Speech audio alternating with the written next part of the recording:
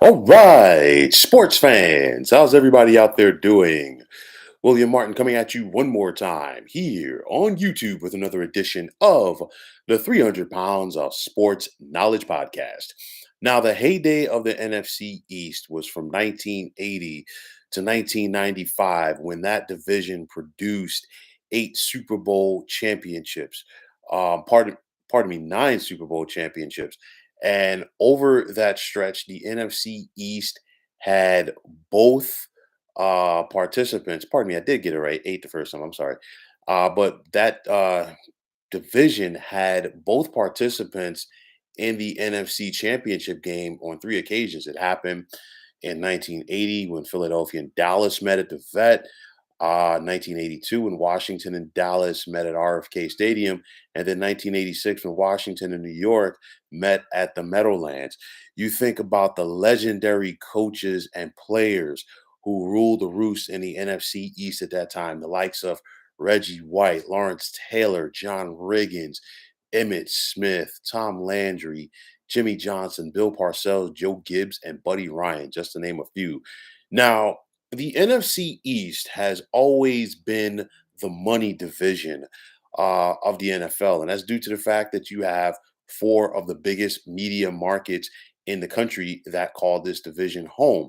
But we've seen the NFC East be down on its luck for a while, for close to a decade, and because of that, this has been a division generally where the winner only had to win 8 or 9 games in order to get into the postseason. For many years, it was a one team division, meaning like one team made the playoffs. But things are turning around, and I mean that's a good thing. I mean, since 2007, you're talking about the East producing three of the Super Bowl champions, the Giants in 2007 and 2011, and then Philadelphia in 2017. But even with that, it just has not been the same. However, things could be changing. I mean, the way that things currently are in the National Football League, there is a distinct possibility that all four participants from the NFC East could be postseason bound this January. Now, if the season ended today, the Eagles would be the number one seed in the NFC. The Cowboys would be the number five seed, the Giants number six, and then the Washington Commanders are just percentage points behind the San Francisco 49ers for the final postseason spot in the NFC. And if the Niners were indeed to lose tomorrow night against the Arizona Cardinals in Mexico City, it would be Washington that would leapfrog San Francisco and have that last slot. And I mean, three out of the four teams in the NFC East won today. The only loser being the New York Giants as they fell at home to the Detroit Lions. But the Giants are 7-3, and they have a possibility to make the postseason just like everybody else. So you ask yourself, what has changed? And everything up and down is always cyclical. That's just the nature of the beast, nature of the world we live in. But nonetheless, you think about it, Philadelphia has continued to draft and develop their players very well. And this is over a lengthy period of time. You think about what this Eagles organization was under Andy Reid and then Doug Peterson, of course, winning the championship, and now with Nick Sirianni. And then even back to years before that with the likes of Buddy Ryan and Dick Vermeil.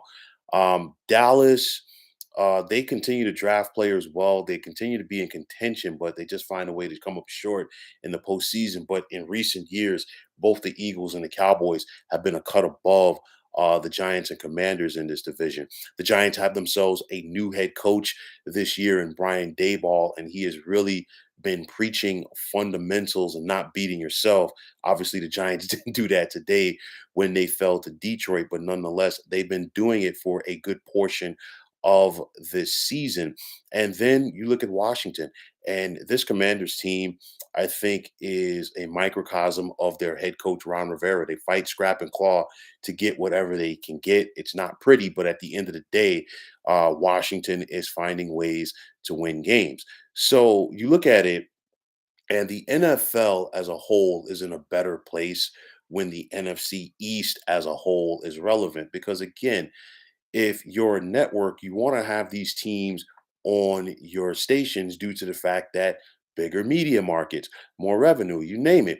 And now you got Dallas, right there in the mix pushing Philadelphia. You got Philadelphia at the top of this division. And, a lot of their fans are thinking about postseason, not only another trip to the Super Bowl. And then, of course, after Dallas just demolished the Minnesota Vikings today, I guarantee you that their fan base is thinking about maybe this is the year that we break the jinx. The Giants and their fan base, obviously, they would be happy just to make the postseason after things have been on a downturn for so many years for Big Blue. And the same thing can be said about the Washington Commanders. Now, all four of these teams have solid defenses that can get after their opponents, which was a staple to yesteryear of this division. You think about the 80s and 90s in the NFC East, and some of the pass rushers and just some of the defensive players as a whole.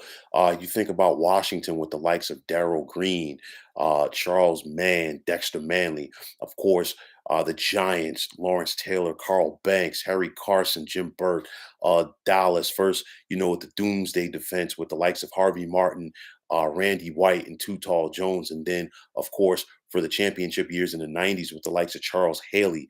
And then you think about Philadelphia with the Minister of Defense, Reggie White, Jerome Brown, Seth Joyner, Clyde Simmons, and I can go right down the list. And of course, to the present day Eagles with the likes of Fletcher Cox, who is the elder statesman and leader on that side of the ball. The quarterback play hasn't been great at times, but it's good enough. But at the end of the day, during the NFC East, the heyday of it, it was all about the ground game.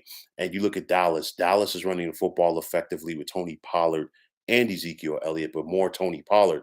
Saquon Barkley and the New York Giants. The Giants just basically get off of the bus running the football. You look at the Philadelphia Eagles with the athletes that they have assembled on the offensive side of the ball, very tough to stop. And then, of course, the blue collar aspect of the Washington Commanders. So at the end of the day, you ask yourselves, will all four teams from the NFC East get to the postseason?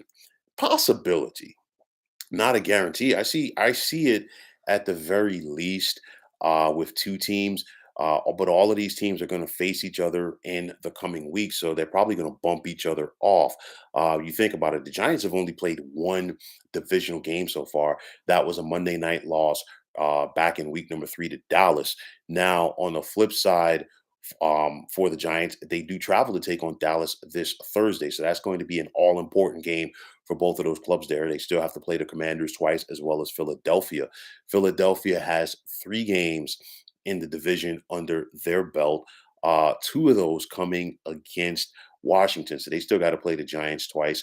Washington has 3 games under their belt, and Dallas has 3 games under their belt. So obviously the Giants have the tougher slate due to the fact that they have to play 5 out of their last 7 within the division. But honestly, this is what it's all about. All of these teams being competitive right now, heading into the month of December. We got one more weekend in the month of November in the NFL, but obviously, all 4 of them are going to be in contention when the calendar shifts to December, and that's going to be big for the networks. I guarantee you, Fox wants to have some of these NFC East games in their featured slot. And then, of course, I guarantee you that NBC will probably see if they can flex a game or 2 from the NFC East into prime time come the month of December. But that's what it's all about. This is the money division. It's the glamour division. And this is a return to glory for both the NFC East and the National Football League. So, folks, that's going to wrap it up. And as always, I want to take this time out to thank you for tuning into the 300 Pounds of Sports Knowledge podcast here on YouTube. I want to take this time out to thank all of you fine folks out there for tuning in. And if you have not already, please feel free to subscribe to this channel. Now, if you're on Twitter, please feel free to reach out to me at 300 Pounds of Sports. And like I always say, if you follow me, it'll be my pleasure to follow you right back. There's also the sports discussion group on Facebook at the Sports Depot 365. You can check it out. Drop a line and be a part of one of the better sports debating sites on social media. TFX, how are you doing? You're saying the Giants were flat at home today. If they can't win on Thanksgiving, they're in danger of losing 6 of 7 to finish the season. Possibility. I know that some people will probably say that the Giants looked past the Lions today and looking ahead to Dallas on Thanksgiving Day. Possibility. The Giants, they were flat. And you know what? This, for Giants fans, is probably the game that they were expecting at some point this season. Not a reality check, but more just when things didn't work. And, the way that the Giants are structured this season, they have to play perfect. And when I say perfect, the defense has to be lights out and they have to try to force turnovers, and the offense cannot turn the football over. And we didn't see that today. The Giants defense was not that good. We saw it early on where they had a chance to get off the field. Of course, excuse me, had the roughing the passer penalty on Jared Goff on third down. The Lions were able to march down and get points off of that. And then the turnover bug. Of course, Daniel Jones had been so good protecting the football for this the majority of the season. And then the turnover bug just bit him and the rest of the offense today. Uncharacteristic penalties, and they were just out of whack. I'll tell you like this. I'm not saying yet because I really got to sit back and think about it, whether or not I feel that the Giants are going to win on Thursday in Dallas. But the thing is this, as bad as the Giants played today and as good as the Cowboys played today against Minnesota, can those two things keep up heading into Thursday? We got to wait and see.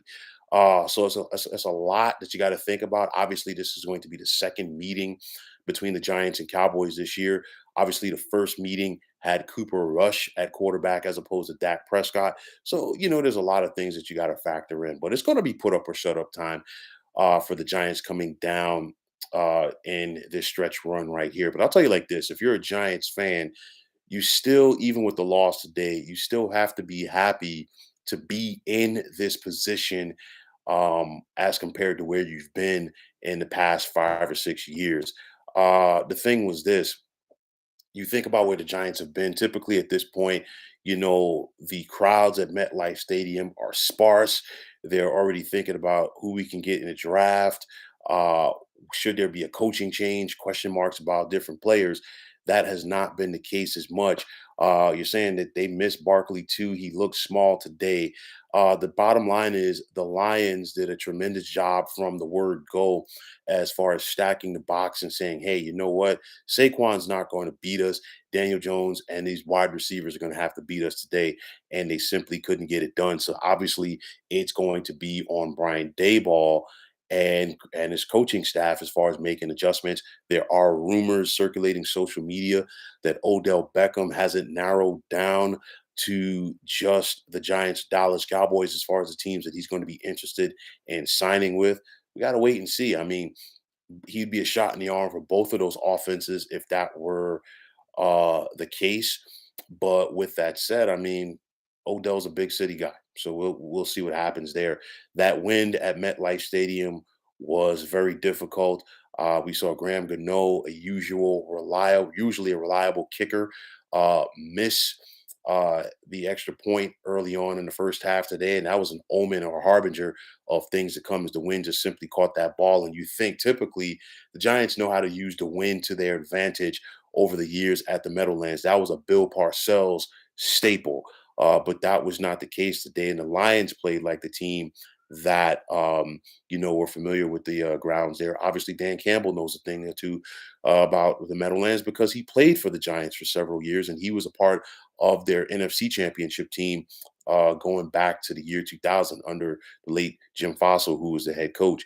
But nonetheless, you look at this division as a whole, I think it's going to be a tremendous battle coming down here with one more week in November, and then of course December and January.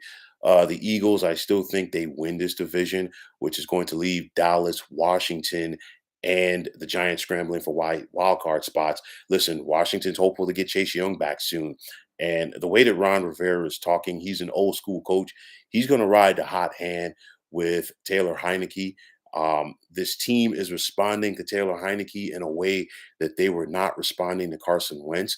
I do think the Giants bounce back, and I'm not saying that they're going to win or lose as of yet for Thursday, but I do believe we're going to see a more spirited effort from them when they take the field in Arlington against Dallas on Thursday. It's going to be interesting to see if Dallas possibly comes out flat, being that they played so well against the Minnesota Vikings today. So it's a lot of things to factor in here.